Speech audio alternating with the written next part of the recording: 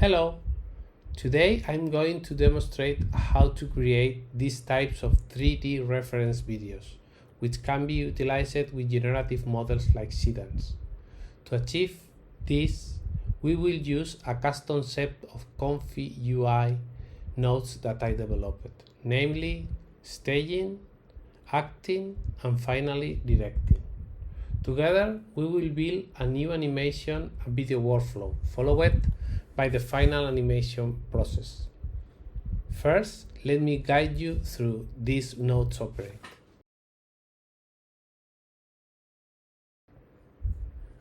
The first component is the staging 3D node, which allows us to set up the scene where the action takes place. Once the environment is created, we can populate it with multiple assets. Although, in this specific instance, we only use cubes.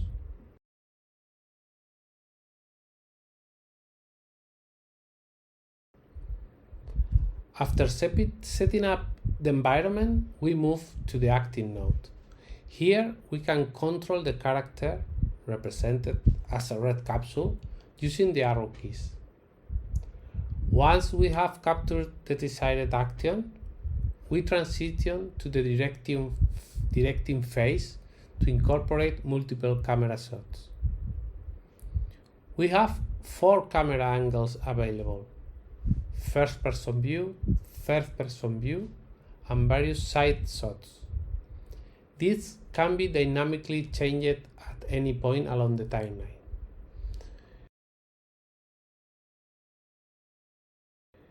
When everything is ready, we simply hit capture to generate the video file. In this case, we have a sample video ready, but let's start with a completely new project from scratch. First, we need to design our main character. Our goal is to create a grid woman wearing a tunic across different settings.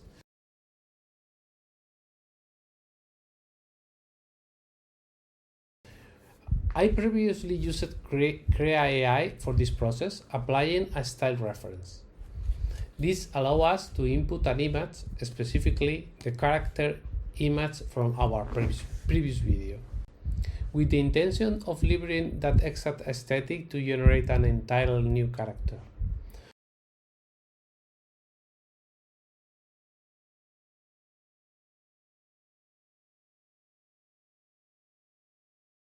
Once we run this node, the specific character for our animation is generated.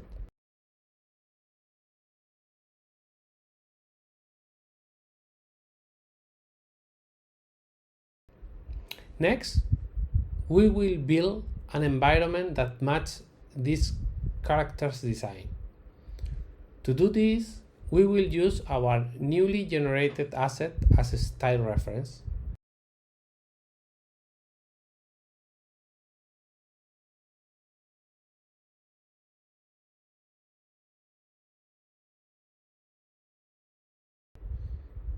Let me quick download it and load it into the workspace from here.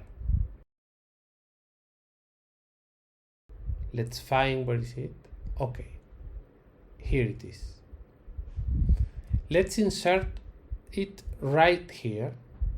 It is worth noting that this functions as a style reference rather than a standard image reference node. The great advantage of Krea model is that it has been trained without significant design bias. This provides a raw image model capable of adapting to almost any visual style.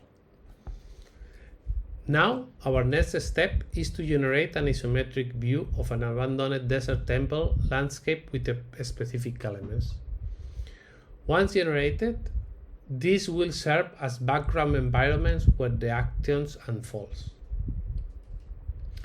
While that processes, let's play this node nearby because we now need to initialize the staging node.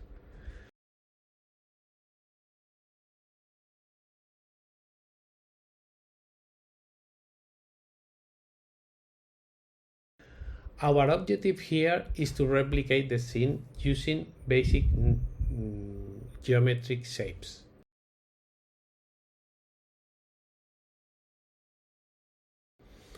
Let me copy this element. Recreating this setup will require a bit manual work.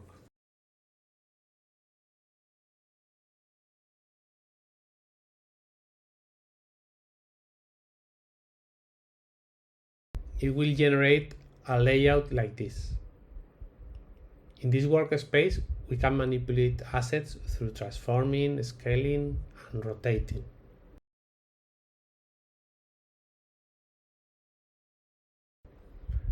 For example, to create these stairs, we can scale this block, rotate it, and reposition it from one point to another.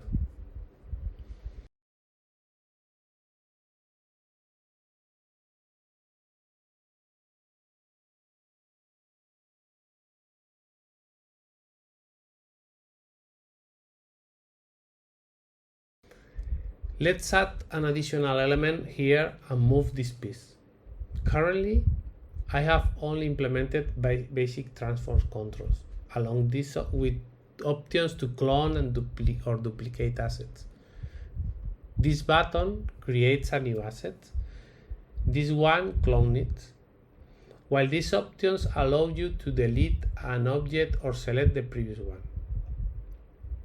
Next, we will clone this asset, move it over here, and shift this other one. Let me speed up this section of the video while I recreate the layout using these basic tools.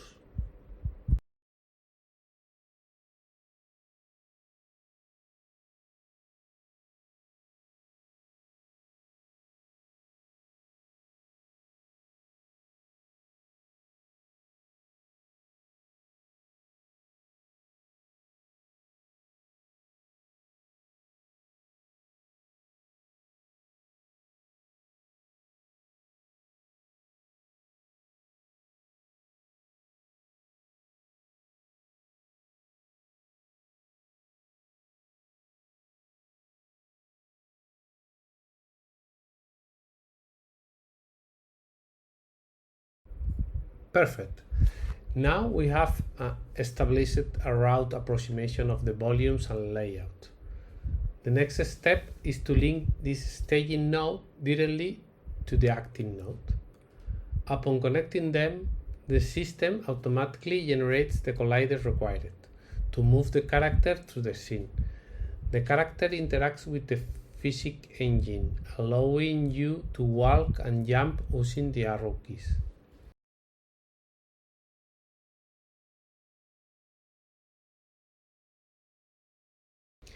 Let's introduce another cube to the scene. I will add a new cube and scale it up as much as possible, like so. Let's verify how the viewport updates in real time. As you can see, we can now see the character moving. At this stage, we can also adjust the character movement speed. For instance, a speed up setting of 5 simulates a standard walking pace, whereas increase it to 10 change the animation to a run.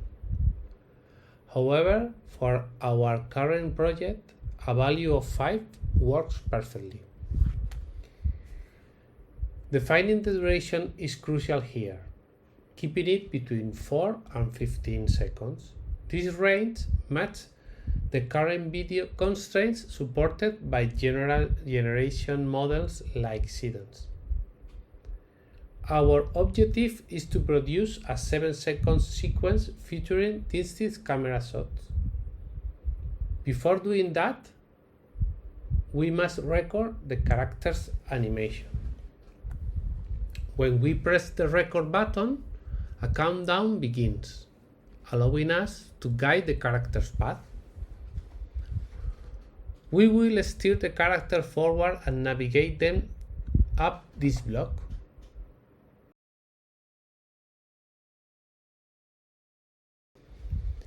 An excellent feature of this setup is that you can connect multiple acting nodes to the same scenes, enable you to capture entirely different animations. For example, we could record a secondary animation moving in an alternative direction. This allows you to generate completely separate motion to use as reference, giving you the flexibility to experiment with different sequences. For this tutorial, we will stick to our primary recording. Looking closely at the captured motion, that final jump doesn't quite fit at the aesthetic we are aiming for. Let's reset the animation data and record a clean take. We will revert the starting position and initialize the recording sequence once more.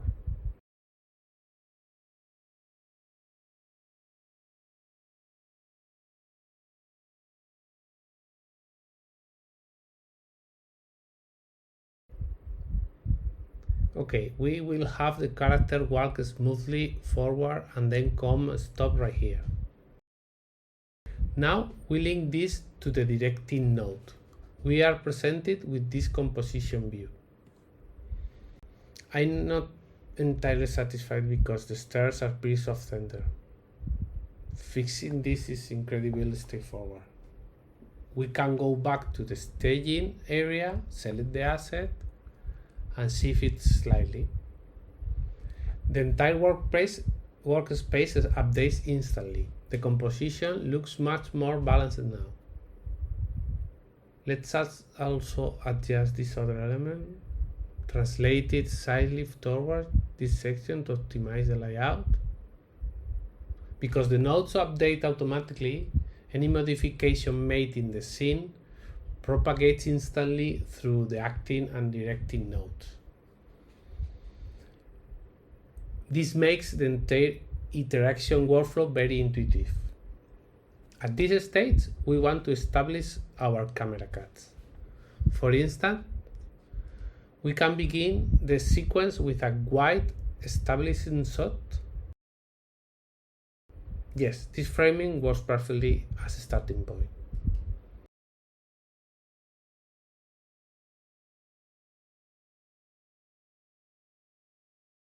Next, we insert a camera cut at this specific frame on the timeline. Switching from the wide shot to a third-person view, we will select a over-the-shoulder perspective from behind the character. Further down the timeline, we will add another cut and switch to a side view. However, this is a minor issue here, okay? The camera's angle isn't close enough to the pulpit structure we want to highlight. To resolve this and ensure the pulpit is correctly framed, we can adjust its position in the workspace. Let's move this asset slightly closer and reposition it.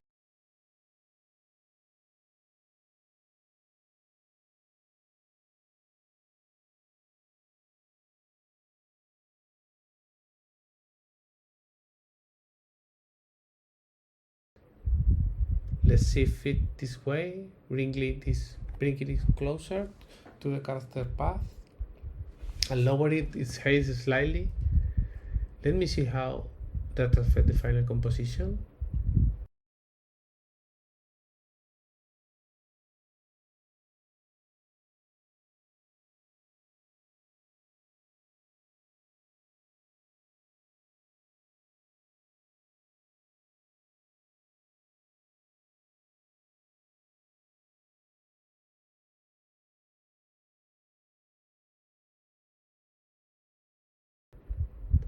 Okay, let's analyze the updated view. It seems it's still slightly off center, so I need to nudge it a bit off to the left.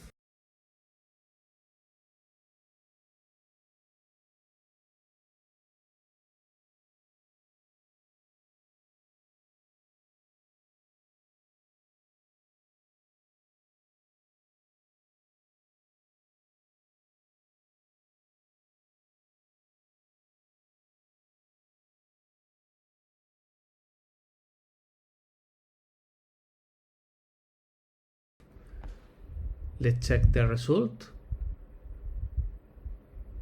Okay, let me move it just a fraction more.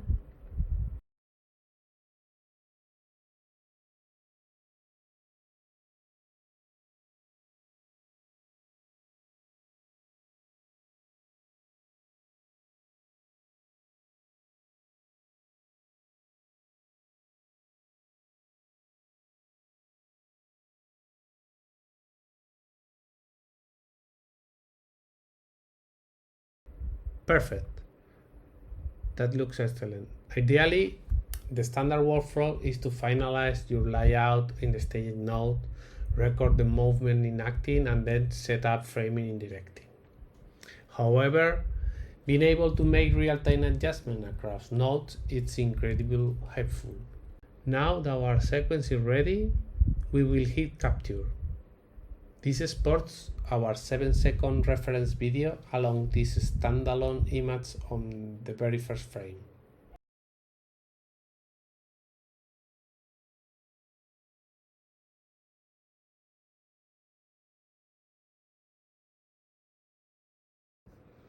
Now we will set up the actual AI video generation using the reference to video Seedance 2.0 node.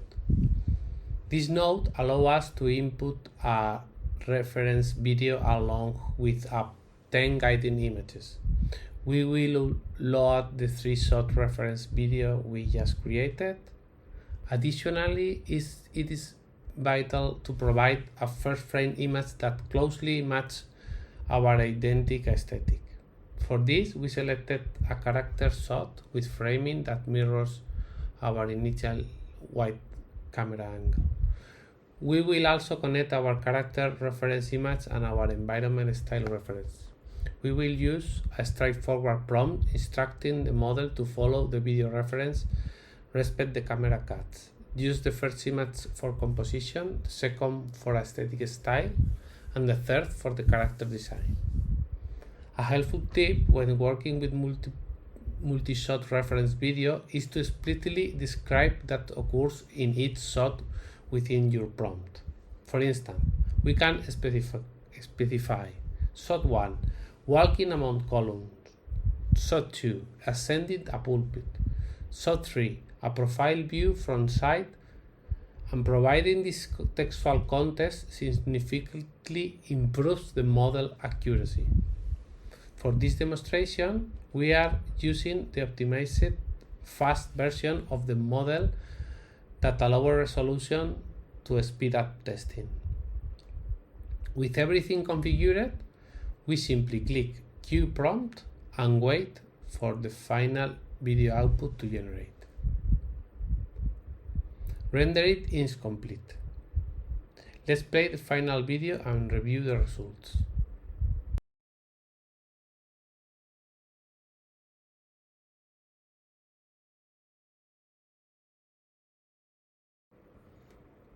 Wow, this looks fantastic. To truly judge the quality, let's compare it side by side with our original 3D reference layout. Placing them side by side, we can see how accurately the AI model translated the blockout. The spatial translation and camera cuts match almost perfectly. I'm incredibly pleased with how this is turning out. To recap, one of the most critical factors for success is ensuring that your condition images closely align with the composition of your very first frame and your overall aesthetic goal. When done correctly, the final output is highly impressive.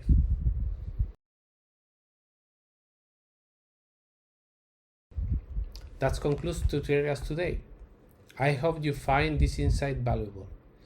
You can find the complete GitHub repository at the URL provided below to test this node locally with your own ComfyUI setup at localhost. Thank you so much for watching and see you next time.